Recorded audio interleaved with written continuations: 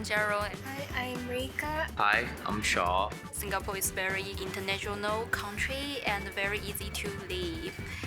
I living near the harborfront and in the HDB with Indian the host family, and I feel like the different culture and different dish in them. I have my own bedroom. I can also use the spaces in the house, and I feel very happy to see here. I stay in a student hostel and I pay around $900 per month.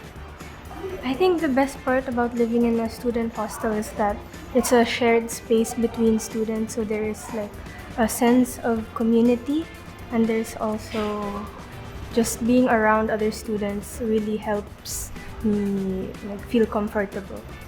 I've been renting at Queen's Peak for the past 2 years.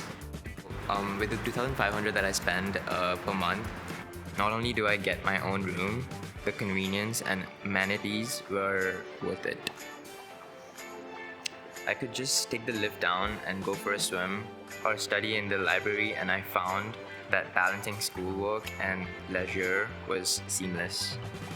I usually use a Grab, and it's very fast and convenient, and you can go anywhere you want to go.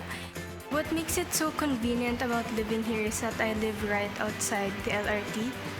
As for transportation, I pay around $100 per month since I use a hybrid concession pass.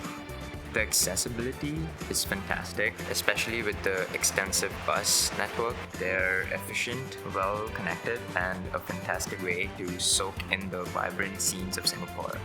So in my spare time, I try my best despite the workload to do my hobbies, such as I practice the bass guitar for at least 1 hour a day, and other things I really like to do are playing video games and watching movies.